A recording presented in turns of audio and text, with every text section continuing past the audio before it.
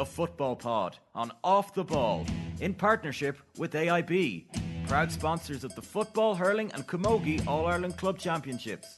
Hashtag the toughest. Hello there, and you're very welcome along to the Football Pod with Paddy Andrews and James O'Donoghue.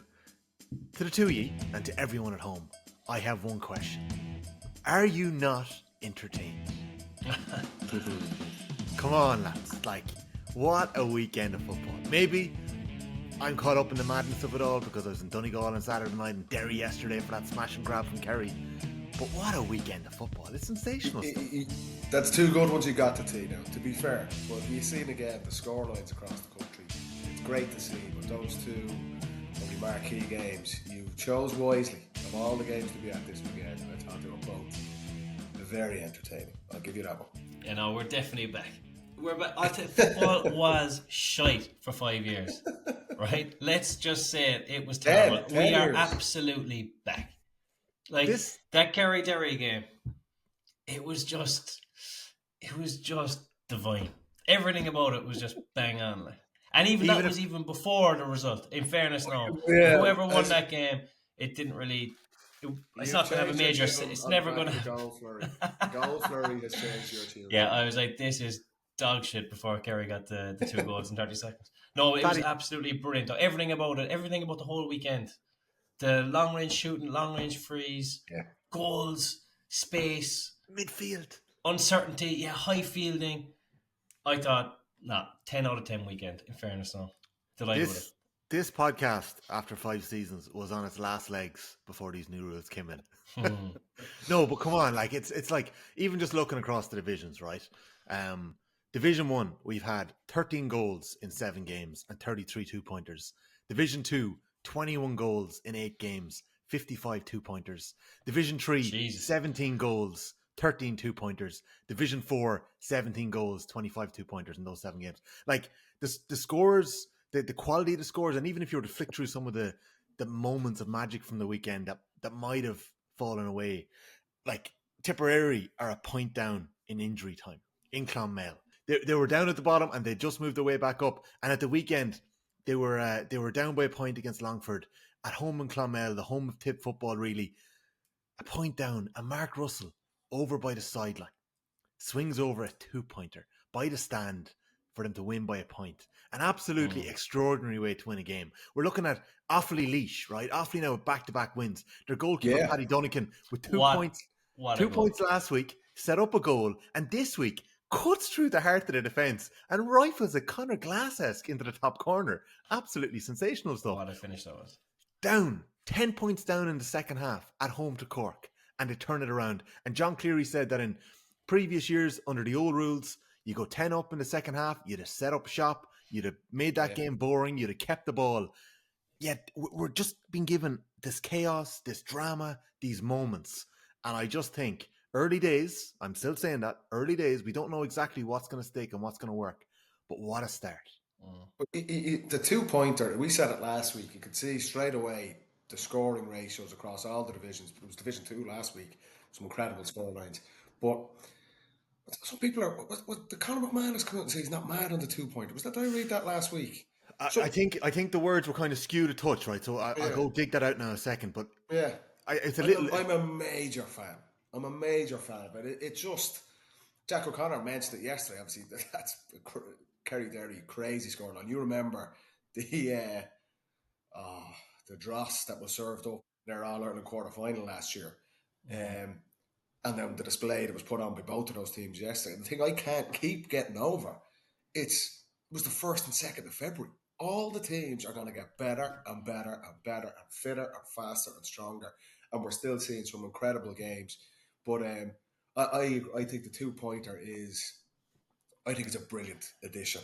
I think we're going to see even more of it. I've seen a lot of pot shots as well, which is good in a way. You know, teams are backing themselves, and we're going to see those moments like we've seen with Tip. It was Galway yesterday who really, like, you look at that under the old rules, Galway beat Mayo by 10 points, and you're thinking, Jesus, they've absolutely whopped them. But then 7 2-pointers with a gale force win behind. So that was just a smarter team. He said Galway might have been slow to adapt to the rules last week, but they seem to be a step ahead of Mayo across the board yesterday. But I think everyone has. I think there's a huge not everyone. positivity. Well, maybe not. Is it all perfect? But you can't say the opening 2 weekends of these national leagues have not been entertaining. We're not looking for perfection though yet. We're looking for a glimpse, a hint that something's right. Just on McManus, like I think we were all surprised when we caught up with the lads in Conquer Wood in December or November, the Football Hall Club, that McManus, who could have been a perfect merchant for a 2-pointer, wasn't as gone. And he had said something similar, Paddy, as you said, but on Second Captains last week, he said that initially he felt that he wasn't sure we needed it. He thought the game might be open enough with the changes that were happening and that it'd be a more free-flowing game. So it does remain to be seen will the 2-pointer stick around, but it's certainly added to the soon. James, just from the opening, and I know it's only 29 games of football in 2 weekends and the weather isn't great yet, but are the new rules allowing footballers to come to the fore? Because we saw Sean Bugler Saturday night against Mayo kick 7 from play. We saw Conor McCarthy at the weekend, like 2 players who have been all-stars in the wings before, or all-star nominees, kick 7 points from play as well, apparently unstoppable, unmarkable. Conor Gainey at the weekend, who's got glimpses and the odd appearance here and there for Kerry over the years, scoring 2-2. And like just the 3-up rule, I think the second goal when we played the 1-2 with Dillon was just a perfect embodiment of what the 2-up rule can do. Like, are we starting to see footballers come to the fore? Definitely. 100%.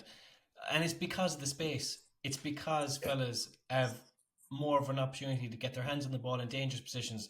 But what it's doing, and I've been talking to so many people about this, it's exposing defenders because you are left now to fend for yourself. There is no hiding place. Imagine when this goes to Croke Park and the ground is hard. Yeah. Like, I'm telling you, there is going to be some unbelievable play.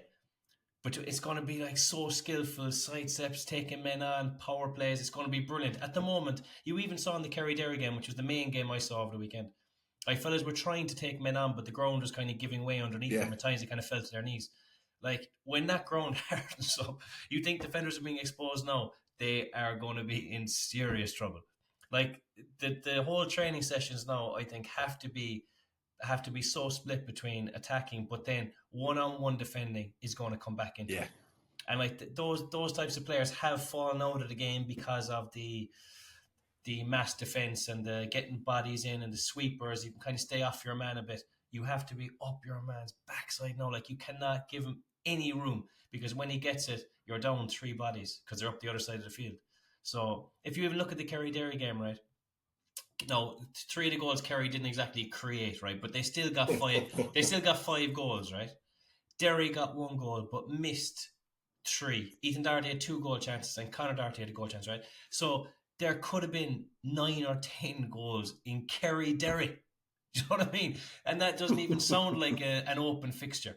So when you actually do have teams that embrace the new rules and go flat to the mat in the summer in Croke Park when it's warm and the ball travels, the scores are going to be so high. You hit the nail on the head, Jimmy. And Kieran McGee used to always say this, that when people were labelling him or his team's defensive, he's like, there's a massive skill in defending correctly. An unbelievable skill in your near-hand tackle, getting your footwork right. And in a way, like under the old rules, you could really overcommit in some cases, because if I get skinned here, it doesn't really matter because I've got 3, 4, 5, 6 of my mates behind me and I'll actually be okay. Whereas what we see, particularly obviously the Dublin Donegal game on Saturday night, was there's maybe a reluctance from defenders to really push up because it's one-on-one, they don't have that comfort blanket. But what it's allowing, and this is where the rules all become compatible with each other, is it's allowing guys the opportunity to shoot. It's giving them space. We've seen Darrell O'Boyle in the first half really maximise it. We've seen Colin Pascal on Dublin's side, just where defenders might have been absolutely diving to commit there. They know they can't. And that rule, again, is creating space. It's giving forwards just that little bit, half a second, and the best forwards at this level, that's all they need. So, and I agree. I mean, lads, like I say, it's the first weekend of February. You're watching Gale Force wins over in McHale Park yesterday. Tough conditions. Probably, Tommy, you were there in Ballybuffet on Saturday night. Not sure the TV did it justice. You're kind of looking at the kickouts coming out going, is there a massive win there? And you can just see as the ground just gets harder and harder. And I agree. I think in Croke Park you're going to see I think it's going to be very exciting to watch. But if I'm in the full back line here, you thought you might be under pressure, but you need to have your ducks in a row, or you could be in serious trouble on the biggest days. You boys know plenty of cornerbacks and fullback players, right? I haven't got this on the record yet, and we're hoping to speak to a couple of defenders in the pod over the next couple of months to get their perspective. But I've heard it from just having a couple of chats in and around. I do think some defenders will absolutely relish this and embrace the kind of one-on-one defender and the fact Johnny that McGrath, someone like that. Look up to John McGrath and O'Donoghue again at the weekend. And I just think that's his game though. He stands out so much under the old rules because he was a throwback defender. I know Desi Farr mentioned it. Probably aren't going to see Michael Fitzsimons again, but he was like a throwback defender because he was only interested in defending. So many of the younger players were coming through in the last 4 or 5 years, and they might be even named cornerback or wingback, but that's the last thing on my mind is actually going man to man with someone. You know, so it stands out even more. But teams are going to have to find these guys. James, what do you reckon? I would not want to be playing cornerback these days, but like I think Paddy made a great point. Like, if you don't want to give the man the ball because he can shoot on sight, someone like a McGuigan or a Walsh or something, but you don't want to get too tight because he can spin you and you don't have as much protection anymore. So I think that it's going to be very much like it's not going to be the type of defender who's covered in mud at the end of the game that's successful here. It's going to be the fella who plays it with his brain, like. And the reason it comes away is because of Mark Shane, because his Laker Gale was on during the week. But like he was never savage, but he was never dirty. Like he was just a step ahead. Maldini, he was like Maldini, or it was a Hansen Filippo used to say it was the same. Like he never had to overcommit or whatever because he was always just a step ahead of you. I think you have to be a very intelligent defender now to be a top defender because there's going to be so much room. But I keep going back. This 3 up, 3 back, right, has transformed football, right? And it has. That was the game 6 or 7 years ago. Like, we just had to put up with 6 years of absolute muck. But like, this was the game. This isn't this revolutionary thing.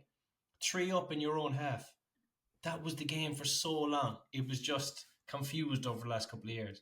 So like, I don't think people saying that, the game has changed too much or whatever. I honestly don't think it has. The only thing that's very drastic is maybe the 50 meters. Yeah. Because sometimes you're kind of thinking, what was that brought up for? Or, you know, what's going on there? But I mean, once fellas get a hang of that, there's nothing that drastic. Yeah. Jack O'Connor said the exact same thing afterwards. We were in a huddle with him and he said, lads, the 3 up is the big one. If there was no other rule other than that, it'll help the game and the transition from defence to attack no end. Every attack last year, by and large, was a slow attack. Now you can transition by foot. That is how we got 2 goals in the first half. We turned them over and broke cards. That's Jack's mantra, kicking the ball through the lines. And I asked, do you know what, lads? It's like, I'm sorry, Tommy, go on. No, it's just I was just laughing at it. I asked Jack, does this allow you to change the type of footballer you can select?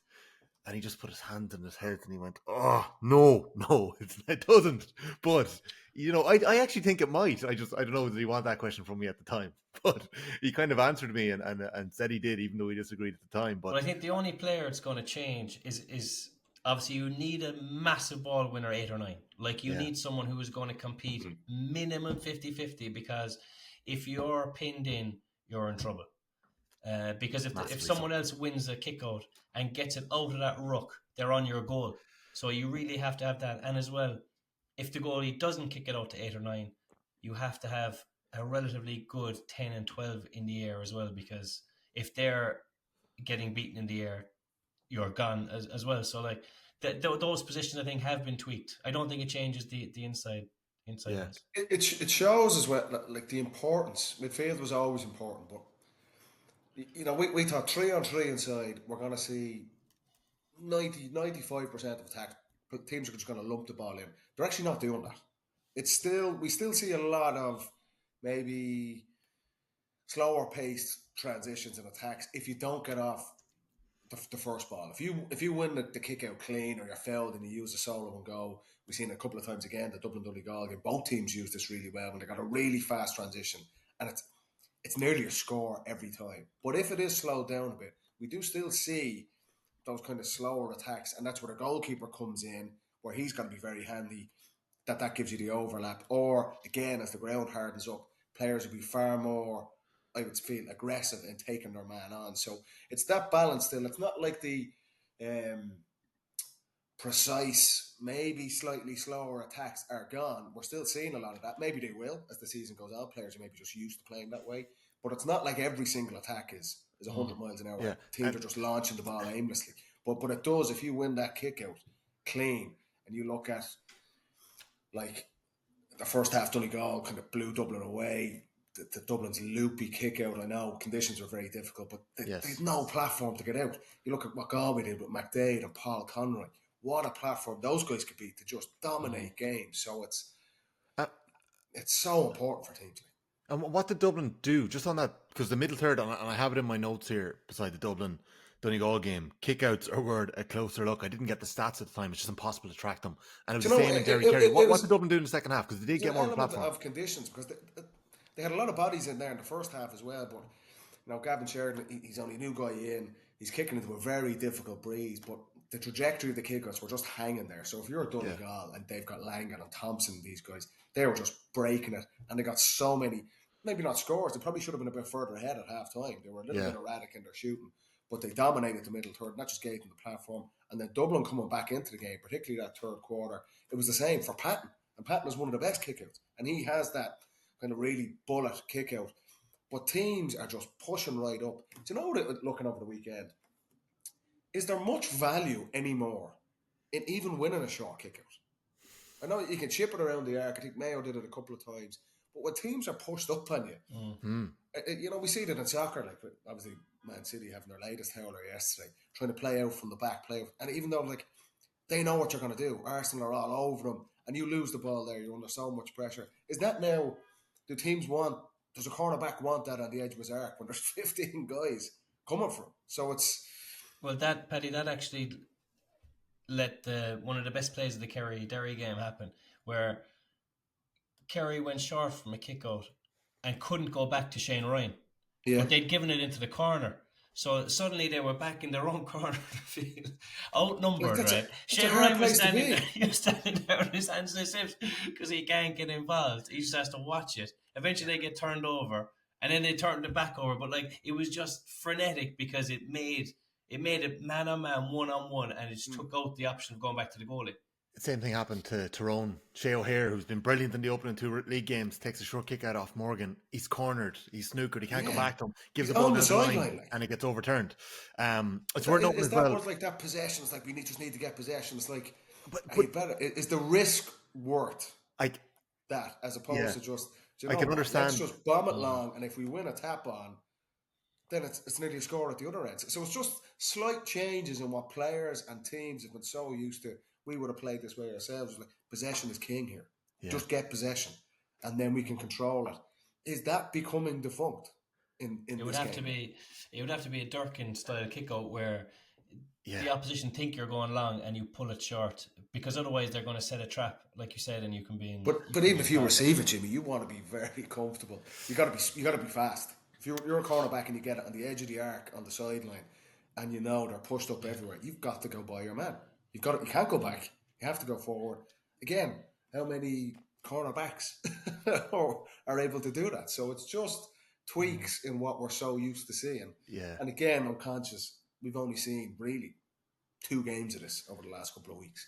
But it's just an interesting thing going. Definitely interesting. Want that ball there. But it's worth noting it, right? The exact kind of thing you're talking about there as well, Paddy, because teams have to figure out how to break that momentum as well. So in that sense, we're talking about that Tyrone short kick out in the first half. Morgan's kicking out against the wind. He's still getting a bit of distance on it, but Armagh have such big bodies there in midfield. So in a 3-minute spell, right? So they get a point from their own kick out from Conor Turbot. Then Armagh win their next kick out. Oisín Connolly plays that wonder ball over the top for Rory Grugan to square for Andrew Murnan goal. Armagh, then Morgan actually goes down, I think, and tries to kill a minute or two, right? Then Morgan... Did he hit his head off the post? Something like that, yeah. Next kick-out gets overturned. Ethan Rafferty kicks a 2-pointer. And then I think another Tyrone player tries to kill it, but you can't kill the clock because the clock is running anyway. Like, so it's just trying to do something to get that bit of momentum. And interestingly, on a flip side to that, I asked Desi Farrell about it afterwards in Ballybuffet. He decided to take off Kevin Lahiff, who was brilliant the first day out against Mayo, for Tom Lahiff to get that extra bit of size after 23 minutes in midfield. So we're already seeing an early substitution here. And you can already see in Division 2, I've been keeping an eye on some of the teams that have been selected. There are big men being chosen, possibly fellas that you may not have seen picked by these teams in the past, getting chosen in and around the middle third because of the size there.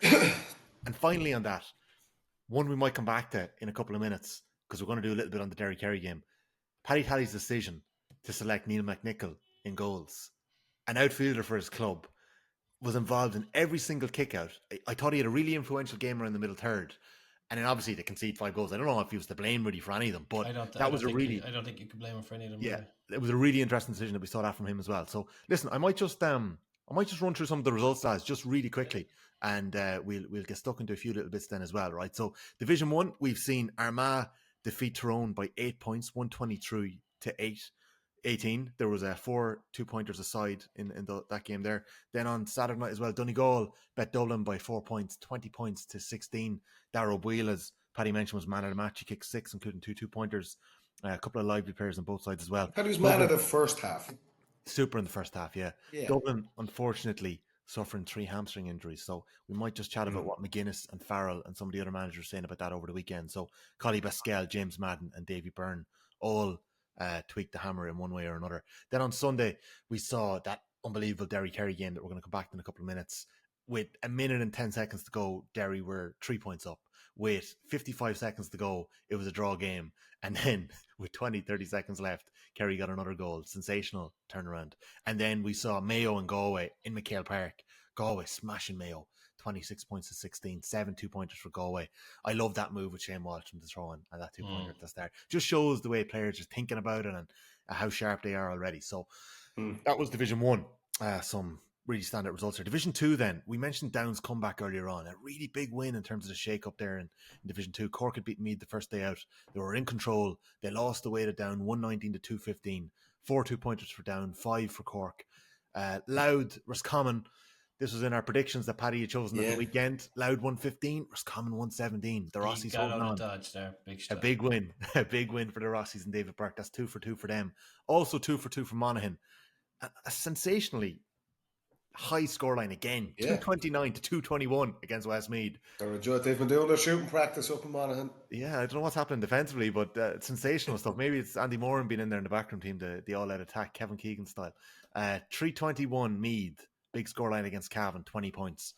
Cavan kicking 6 2-pointers in that one. So Ronan Jones with 2 goals. He buried a goal from 35, 40 yards with the keeper out of nets as well. Great finish. So that's Division 2. Important win for Meath. They're getting out with it at home after their opening day loss, with Cavan and Westmeath rooted to the bottom of the table with 2 defeats in the opening 2 games. Division 3, Clare bounced back from their defeat last week to beat Leitrim 217 to 10 at home. Sligo again kicked just 13 points and fell short to Kildare, 116 for Brian Flanagan's side to 13 points. Fermanagh and Antrim was a proper shootout, a local derby. Fermanagh coming out the right side, a 1-point win, 216 to 312. And Laois Offaly, a Midlands derby. We mentioned that Paddy Donegan goal. This is a fella who played for Offaly between 2019 and 22. He's been away in Australia and America. He's come back. He's played League of Ireland soccer underage for Drogheda and Athlone. He's played underage in goals for the Republic of Ireland. He played outfield underage Gaelic football though, so he's clearly got the credentials there, but he's always been in goal at the senior level, and he scored that wonder goal at the weekend. So Offaly 219, Laois 117. Brilliant start for Offaly in Division 3. And in Division 4, Waterford defeated by Carlow. Shane Curran getting a first win there for Carlow. London upsetting the odds, a 120 to 21 points win in Ruislip against Wicklow. Limerick falling short to Wexford, so a promotion charge there for Wexford again. And in Tipperary, we mentioned it earlier, that wonder score from Mark Russell over by the stand on the sideline, a 2-pointer to win it. A 313 to 118 win against Longford. I think Longford scored a 2-pointer to level it the last day, and they got stung by a 2-pointer this time around. So serious drama across the divisions, and I mentioned some of those stats a little earlier on. So we're going to take a quick break here on the Football Pod. It's brought to you every week with thanks to AIB, proud sponsors of the Senior Football Championship. Check out hashtag the toughest for more. Paddy Andrews, James O'Donoghue, hold tight. We'll be back right after these.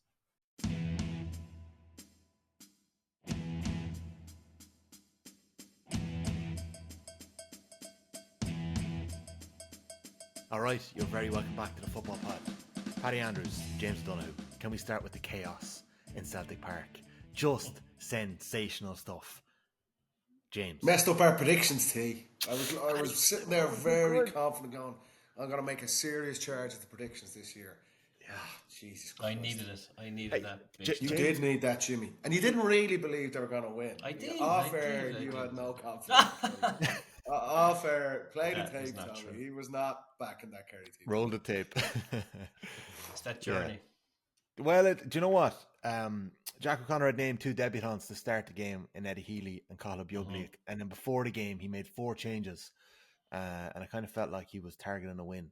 But I think the difference between giving your debut at home versus away to Derry when you're a week behind as well, I think like that was probably the reason he made those changes. I'm guessing, but he said that afterwards. He said that afterwards. Yeah, but just before we get into the game itself, just a note: Damien Burke has gone under the radar. Was superb. He made a brilliant diving block. 2 unbelievable blocks. Yeah, he was fantastic. Stop a goal for Cormac Murphy. I also thought Sean O'Brien had a really influential game there in the wing. You know, Kerry are looking for footballers, and obviously Conor and Dylan Gailey were sharp. Donald O'Sullivan getting 1-2 off the bench as well. This is a fella that, you know, there's been a lot of talk about over the last couple of years, and had a big impact and assist and 1-2 late on too. So, James, just talk us through what you saw. You were keeping a close eye on this one from home. What did you see throughout this game? Because like Derry, by my reckoning, were absolutely superb for the majority of this game. I think it was I honestly think it was a very 50-50 game. I know that even in my group chat, it was like, Jesus, we robbed them kind of thing. But I think the game kind of did come down to conversion rate in the end. And last year we spoke an awful lot about conversion when the games were 13-12, 14-12. So now that the games are going to be 120 apiece, like you can't be wasting attacks or kicking bad ball into the keeper's hands or kicking bad wides. And I think there was a spell in the second half, especially when Derry were on top, but they didn't actually punish Kerry enough on the scoreboard. And Kerry just hung in there, made some substitutions, and then they got their bit of luck. But when they got their luck, they were clinical in their execution. For Donald Downs' goal, Gainey gets dispossessed, but he turns them back over, and it's just 2 lovely little quick hand passes for a Pam into the goal, which was because I know that if I got that ball, I think it was Paddy Clifford who gave the last pass to Donald Downs. I don't want to turn and have a shot so the fact he was able to give that little clever hand pass around the goalie for a tap in, that was well worked for the stage of the game it was. But the best bit of skill I thought was for the 2 goals. McGuigan's goal. The finish he does across Shane Ryan's body into the bottom corner under pressure was outstanding, just absolute class. But then for Gainey's goal, where Shawnee Shea kicks the ball up in the air, everyone doesn't really know where it's going, but Gainey has his skill of being able to judge the high ball. Yeah, so he catches it in. He's 6 yards out. He gets a dummy hop off. Then the defender is coming in onto his left leg, and he still manages to sort out his feet so he can do a little left foot finish into the side of the net. I just thought that those little bits of skill go so under the radar because it looks like a scruffy, messy goal. But the amount of skill in that from Gainey and in the previous one from McGuigan, like they're little bits of absolute class that you miss. Do you reckon Paul had forgotten that the buzzer was about to go and all he needed was a point to win it at the end? Or is that just a proper inside forward going for goal when he's 5-6 yards out at the end? That close to goal, yeah. He was always going for instinct. Goal there, yeah. It was nearly easier to go around the keeper and tap it in than it was to fist the point. But you could have easily been caught because if Derry came up the field, they could have had a 2-point effort to win it. So definitely they had possession with maybe 10 points. But like the uncertainty of where the game was going to go all throughout was phenomenal, and also the aerial duels, especially between Glass and Diarmuid O'Connor. Great battle. I think Diarmuid ended up getting 9 kickouts, and he played excellently and got a great point. But it was still a great battle between the two of them. It was so nip and tuck for that duo. It was funny watching it. Like it was my first time seeing Anton Toll in the flesh. Like the size of this fella, lads. Do you know? Like he's been over in Australia. He was over there for a couple of years. He got his appearance. I think he got 1 AFL appearance over there. Played a lot in the second tier. I think he had an injury or 2. He comes back into club football. He's in and out of Derry. He never really got a run. But even some of the fellas that'd be on the beat more up there in Derry were like, this is the best we've seen Anton now. He is moving really, really well. They've broken up the best midfield partnership. to get him in. And they might have to, because Paddy Tally confirmed that McInnes is gone now for the season with a cruciate. Yeah, that is so blow. That's a big loss. That's a blow for them. Like, was that in the All Ireland final? I think he must have been, because he played the intermediate All Ireland final, but he was under pressure playing that day anyway. So whether he was, that's a huge loss. This style of play, this style of game, where talking about guys who can break the line and are direct, he's one of the best in the country at it over the last number of years. So and again, obviously, Chris McKaig is gone for Derry. That's not one they needed to lose as well. That's a blow for them. Yeah, it really, really is. Can I just ask you about that midfield one more time? Because I have a question here, in the sense that it felt like Glass, Tohill, O'Connor and Barry Dan all had good games in the middle of the field. But is that the way the world has gone now in Gaelic football, that you need, like, your midfield are going to have moments? They're going to be so important again, just to be able to nearly manhandle your way into a bit of momentum for 10 minutes at a time, because it's so many of the kickouts are just going to go out long. If you can catch 2 or 3, whereas before there might only be 3 or 4 long kickouts of the whole match. Yeah, it might be we're going to chip it off short, or we're going to try and hit it onto the wings.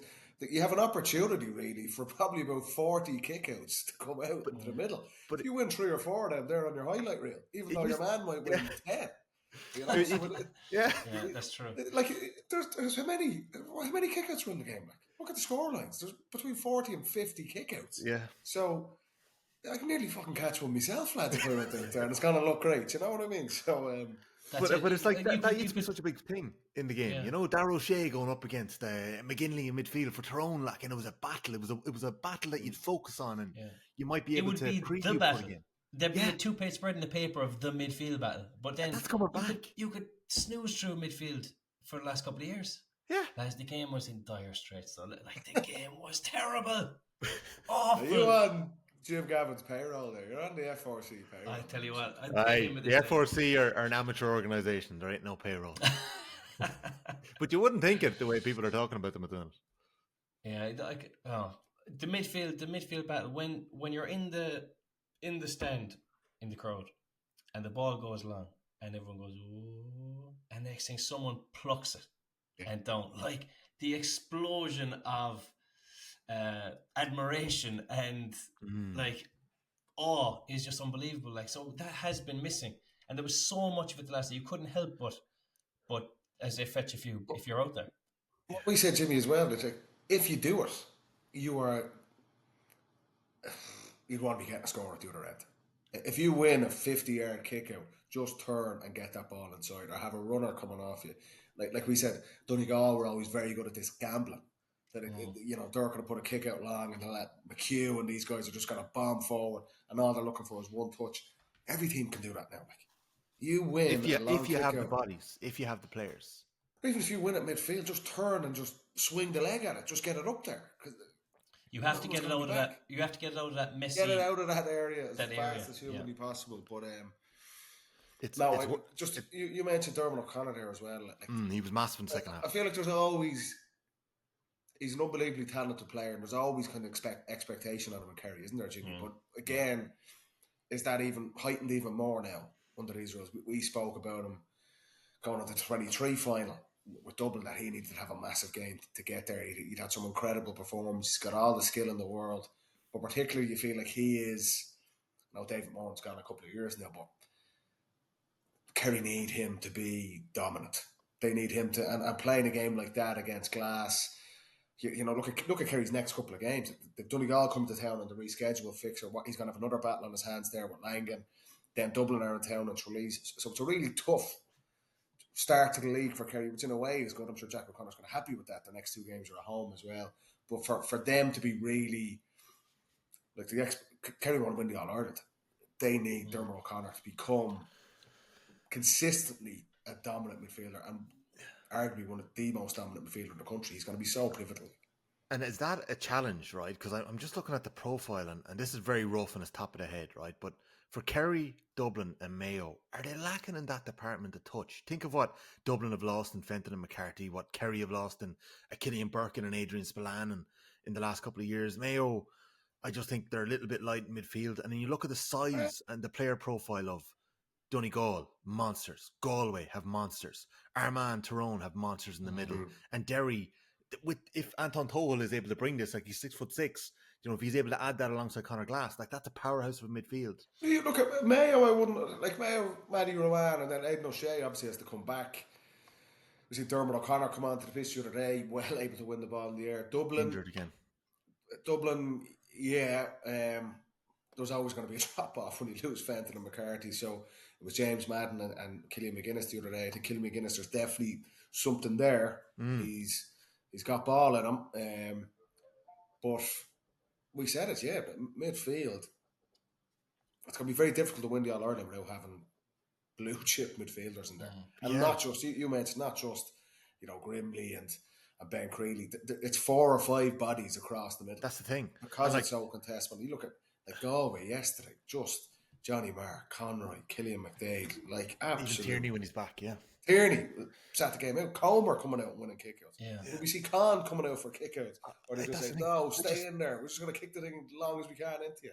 I know there was there was that big Paul Mescal lookalike competition in Dublin there a few months ago. I just wondered if Desi Farrell need to hold a 6'6" competition in Smithfield or something. Yeah, and we said get them in there. We are going to see some stint with Pat O'Coffin-Byrne. Yes, and Peter Duffy as well. Now, when the Cooler guys will be back, I don't know. It could be a month off, and we might not see them until because obviously Dublin have a break before they go to Kerry on the 15th. It might be for that game potentially, but there's that Cooler midfield. Their size, like they're 6'4", 6'5", so I'm sure we'll see them at some point in the National League as well. Definitely, James. Any more on the games of the weekend? I have a couple of little trends I want to put to you before we wrap up our Monday pod, and we might come back to them on our members pod next week. Or later this week. Any other bits from that game? Just on Derry, right? I think they're going to be very dangerous again this year. I've always had a thing about Derry. I think they, on paper, have a savage side, but like, if you look at Cassidy's only 24, I'd say, maybe 25, oldest. Like, he's coming in. He was outstanding the weekend, right? Got 3 or 4 beautiful. He's a shooter. He's a shooter. But like, he's been young. He's been very young. 22, made 21, 22 there, still playing well. He's coming into his prime now with a bit of leadership there. They still have McGuigan, Ethan Doherty. I said that very strong midfield. Rogers coming from centre back. They're going to be down McCaig, obviously, but they have a couple of strong defenders around there, and obviously in McAvoy and Baker. But I think that'd be very dangerous come the Jimmy, year. Depends how they get on with Telly. Less than 12 months ago, they were the favourites for the All Ireland. When they won Division 1 last year, they beat Dublin and Croke Park. They just had that absolute brain freeze through the summer. Yeah. At the worst possible time under Mickey Hart. So, okay, they've lost McCaig, and now McKinless makes it a massive loss, but Derry still had the nucleus of a really, really good team. Yeah. Glass, Rogers, McGuigan. They're some top players in the country, so you felt they were going to have some sort of bounce back after, a disastrous championship campaign last year. Do they have the depth? You kind of worry now, losing those 2 key defenders, their full back and their centre back, to go and win the thing. I don't know. There was definitely positives for them from yesterday, even though, we could have been talking last 60 seconds, could have talked about a very different result. Definitely. A very positive result for Derry then, and they go on to beat Kerry and now build momentum behind them. But no one will fancy playing that team. No. It's a shame for them for Derry that they didn't pick up those 2 points, Paddy, because speaking to both Jim McGuinness and Shane McGuigan at the weekend, right? McGuinness said something very similar. He's like, the target is 6 points. The target is to stay in Division 1. It's not to get to a league final for Donegal. Same with Derry. They learned their lesson last year, and McGuigan said it myself because, look, we're looking to peak in April, May. And the reason for that is league finals are the final weekend of March. I think it's the 30th, 31st. And Sunday, April 6th, I've already put the plan in place. I'll be there, McCool Park, for Off the Ball. Donegal against Derry in the Ulster preliminary round, just a week after the league final. So we're not going to see Donegal or Derry in the league final this year, lads. That is a given. They don't want to be there. They don't want to be there. But you don't have to be playing at your absolute best to be digging out results. They're 2 hardy teams. I guarantee they'll still be up the top of the table. One of them will probably be. I think everyone down here right now. 6 points. Everyone wants 6 points. I know. Yeah. Alright, so everyone's on 6 points with 3 weekends to go. What are they going to do? They're going to flip for it.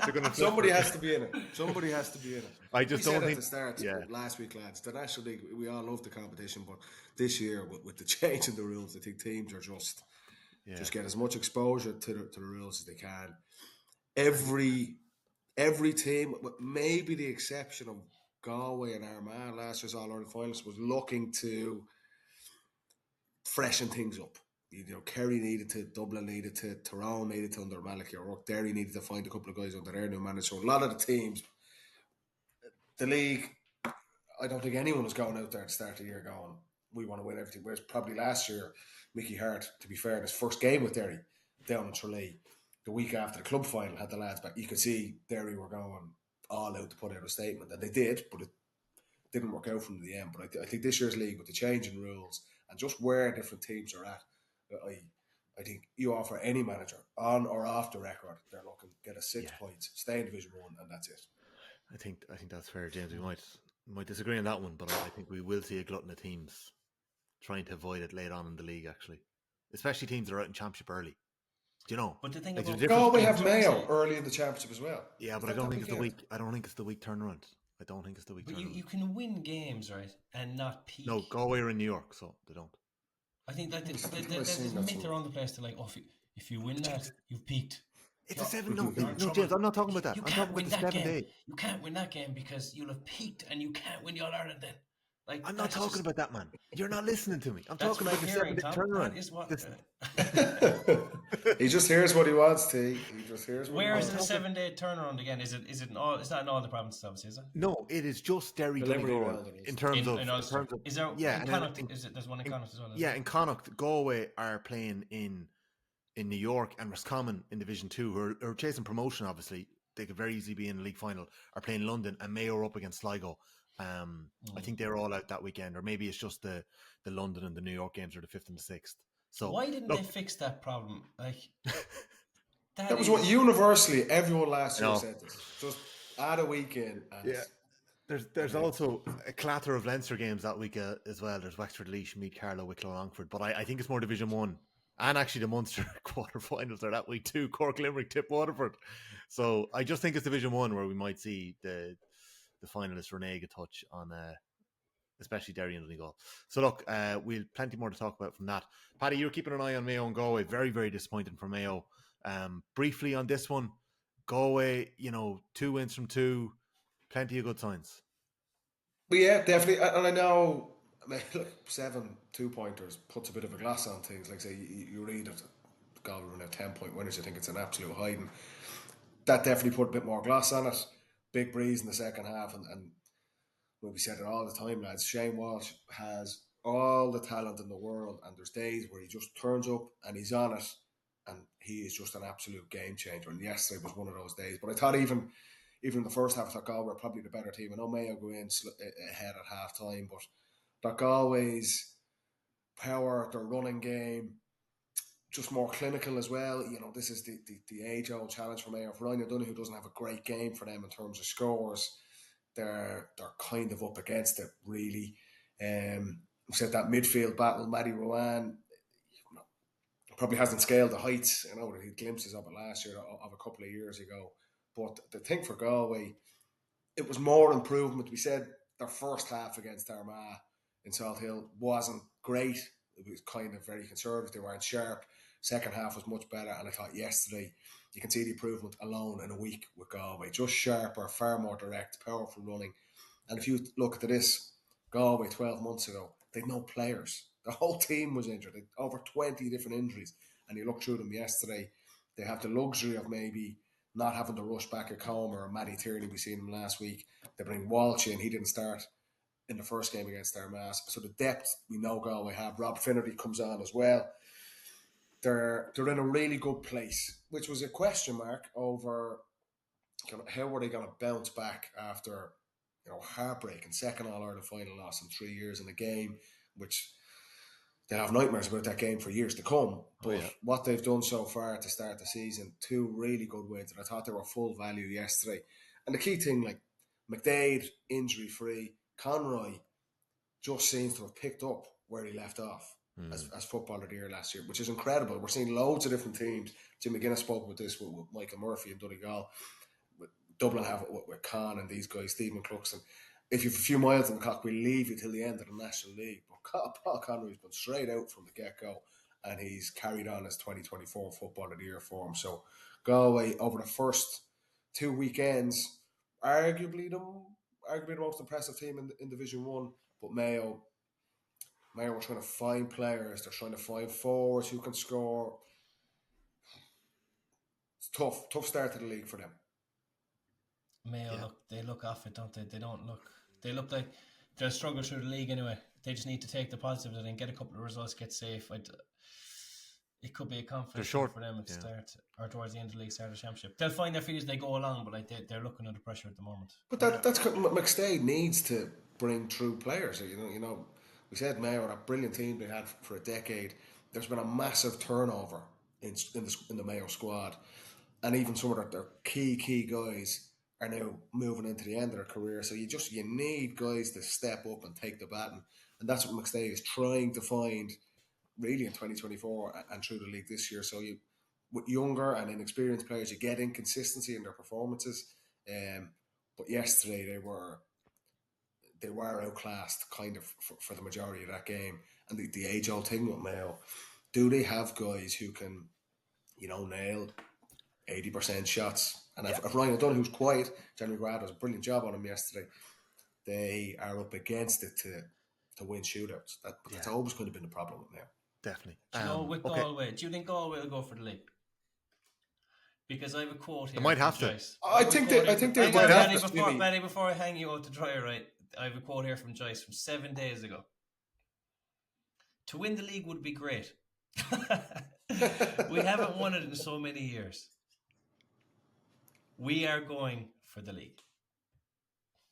Why was that hanging me out to dry? Because you're about to say they have absolutely no interest in winning it, and then I couldn't come back with that quote. I think they have the depth where even if they're making big changes in their squad, they still have quality coming in. This was what the challenge, I suppose, when they lost the 22 final, that they needed to have 3-4 guys to come in off the bench and help finish games.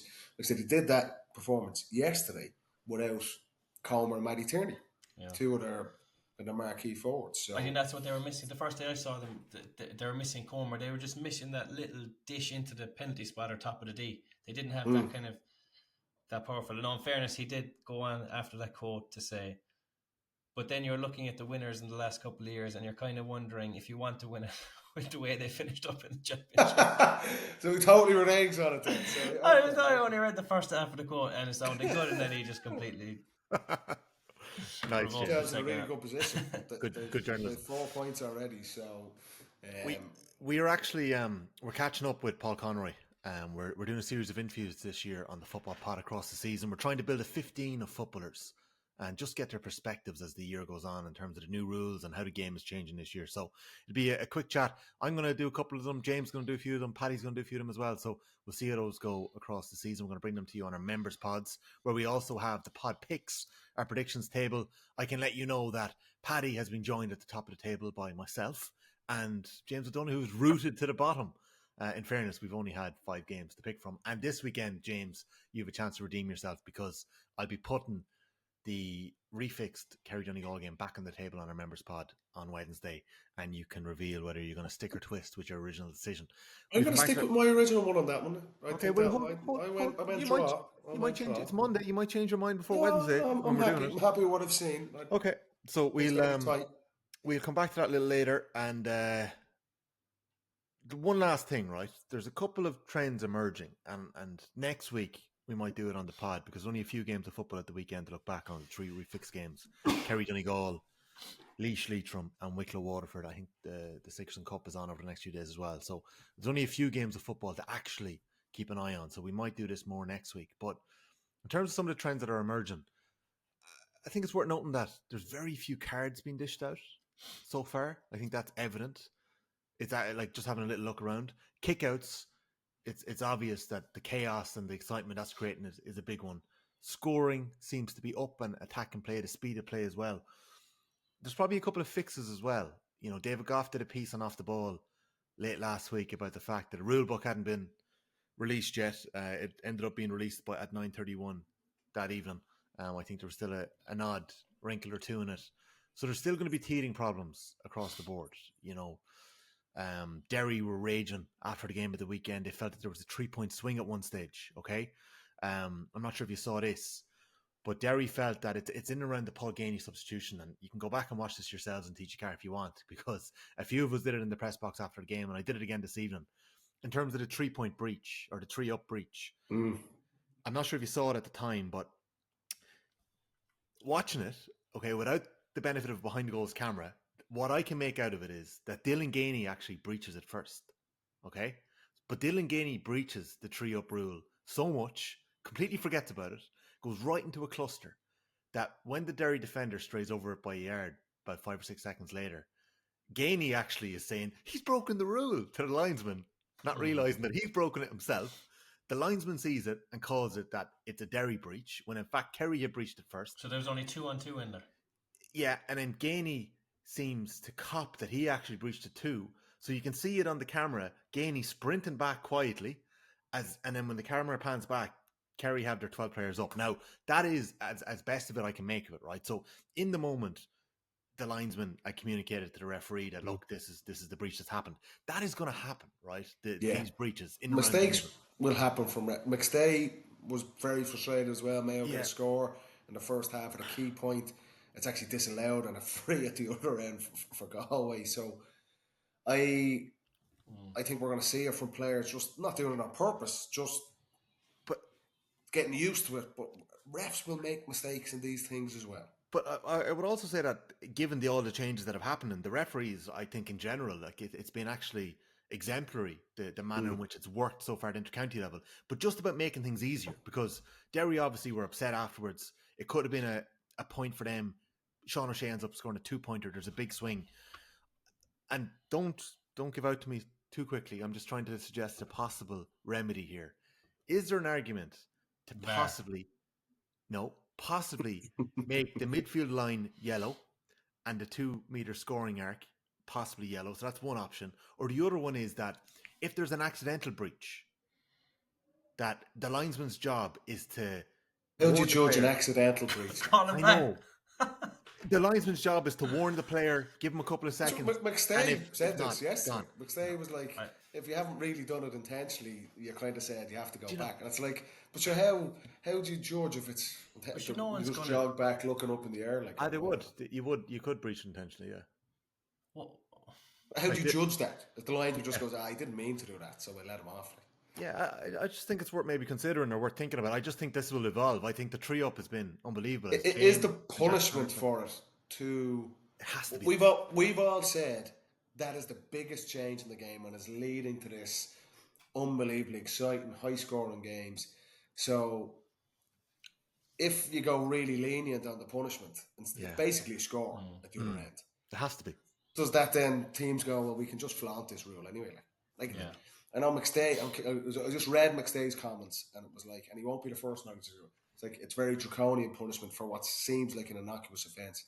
But we've all said that 3-on-3 is the biggest change in the game. Massive, yeah. It outside of all the other rules, that is what is leading to just a massive shift in Gaelic football. So teams can't break it, even if it's innocuous, even if you're doing it unintentionally, and that will happen with players because they're not used to it yet. They've only bloody played 2 competitive games in it, so they'll get better at it. But I think the rule is so good, it's making such a difference that there has to be you have to enforce this rule out of all of them really stringently. I think fellas get used to like that.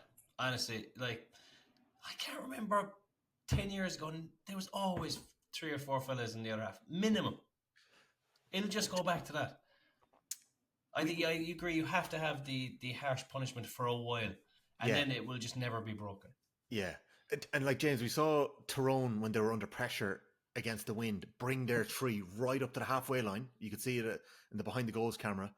And Kerry, like, will we just see teams pushing those 3 as far back as possible so there's no chance they'll breach it?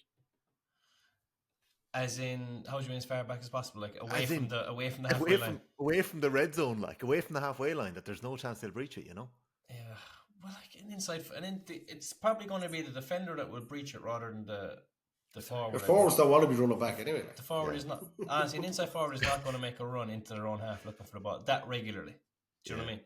I think they'll be able to communicate it better. The only thing is, say, what I found can be tricky, right, is if a team is coming out of defence and the 3 forwards are tackling them, and the man you're tackling runs over the halfway, do you run over halfway with him, or do you look behind you to see is there still a couple of fellas left over? Do you know, like the communication has to be very good, because big communication challenges. If you go with him and you've only left 2 back there, it's a point. The score. Yeah. Or even someone the far end of the field, maybe on the far wing, instead of dropping back. You know, previously, if a ball goes down your wing and you're a wing forward, you know, you're told get back if it's going down the far wing and just get back and cover. Where maybe now you can't actually go back that quickly. You've got to wait near the halfway line and then step over and cover. So look, it's one to keep an eye on. And I just thought it was worth noting the speed of the games, like that. Like it's totally different. Like when you sit beside me in Croke Park later this year, or maybe I think we're all planning to go to the Kerry game in person. Like actually trying to track it and keep stats. Like I haven't figured it out yet. Like it's insane. We'll give you a dig out, T. But my point is, like, you know, Donegal Gilmore gets a ball for Derry in the first half. It doesn't realise that he's actually won an attacking mark and he can go for goal, and he fits the ball wide. And next thing, he's got a free. He didn't actually realise it. Like, so, you know, players haven't fully grasped it yet. You know, even trying to track it in you know, up in a press box when you're up high. I just think that the manner in which referees have actually delivered so far, like, because, you know, rule book or not, they know the rules, and I just think it's been really impressive so far. So just worth noting that. Paddy James, that's this week's Monday pod. Thanks for joining us on a bank holiday Monday. Thanks everybody for tuning in. I hope everybody at home has been entertained, because I certainly have. It's been a really exciting and opening couple of weeks to the National Football League. You were buzzing, Tom. I could see in your tweets. You were just... He was mad for road, wasn't he? You were buzzing.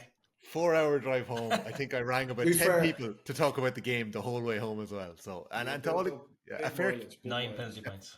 A fair Kerry crowd. I hope not. A fair Kerry crowd have made the trip as well. So, serious, you know, entertainment for plenty of people traveling to the games at the weekend. So 3 games next weekend. We're going to have a look at them in our members pod. We're also going to chat to Paul Conroy. That's the plan. And Paddy James, I'll catch up with you a little later in the week, and we'll talk soon. Fair play. Enjoyed that. Cheers, boys. Hey, lads.